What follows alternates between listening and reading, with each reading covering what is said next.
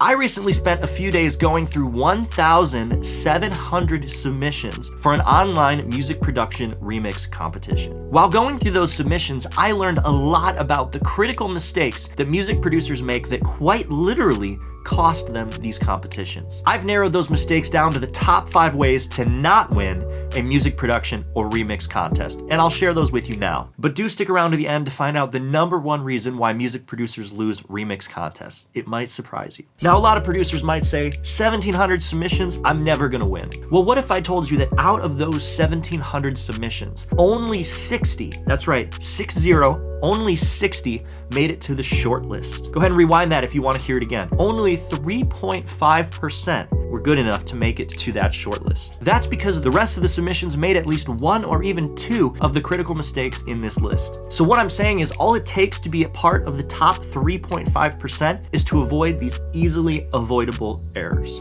By simply fixing those mistakes, many producers could have guaranteed a spot on the shortlist and greatly increased their chance of winning the competition and being recognized by the artist. Out of respect and privacy for the artist and the people that ran the competition, it will be left unnamed, but I will share a couple details. For example, the contest featured a pre-recorded acapella, and the goal of the contest was to remix the acapella as well as create a backing track for that acapella. Without further ado, let's get into my top 5 ways to not win a music production or remix contest. Way to fail #1, upload an inaudible file, so just silence, or the unedited acapella that you downloaded for the contest. This is probably a no-brainer, but at least 3 people uploaded complete silence or uploaded the original acapella stem unchanged back as a submission. This seems obvious, but you have to double check your submission before you upload it and after you upload it. Once you see the upload is confirmed, play it back. Make sure it sounds exactly like you want it to or like it should. Otherwise,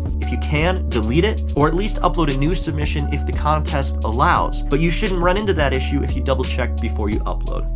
Way to fail #2, completely ignore the contest directions. For example, at least a handful of producers uploaded remixes that used their own voice in conjunction with or instead of the original acapella track. If the point of the contest was to produce a track around the acapella, removing the acapella altogether or adding your own vocal is a pretty risky thing to do if you're trying to win the competition. So just be sure to follow the directions. It's going to be a lot harder to sell the artist on your own voice and lyrics than it is going to be to sell the artist on their own acapella, which they asked you to use in the contest. Way to fail #3, totally change the genre, feel, or style of the track. If the artist who's putting on the contest has their own typical style, the odds are they recorded that acapella to a backing track that fits that similar style. Because you are asked to use the acapella, this competition probably isn't your opportunity to create a genre-bending fusion track. A rap acapella probably won't sound right with a punk rock or a country track and vice versa. If the artist is a pop artist, a submission within that genre or style is probably more likely to sound good to them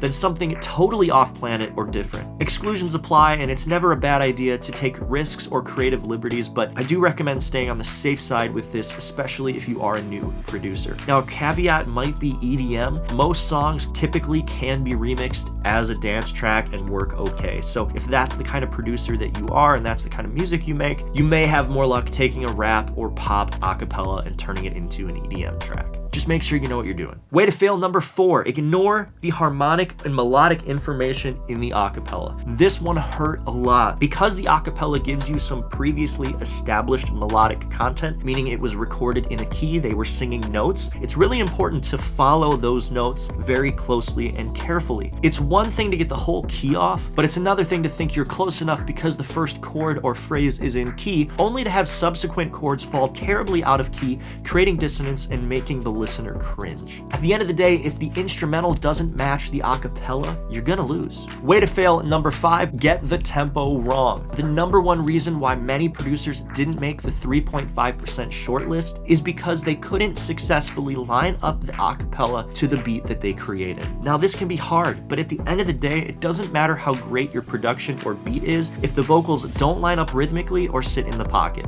Having vocals that are completely off or start on but slowly get more and more off as the track progresses is a sure way to lose every production contest you enter. I can't tell you how many tracks started off cool but were completely destroyed by an acapella that was so off it should have been obvious. but it wasn't. Don't make that rookie mistake. That's it for this one. Consider checking out some of my other videos before you head out, and if you could, leave a like and hit subscribe so YouTube knows it was good content. Peace.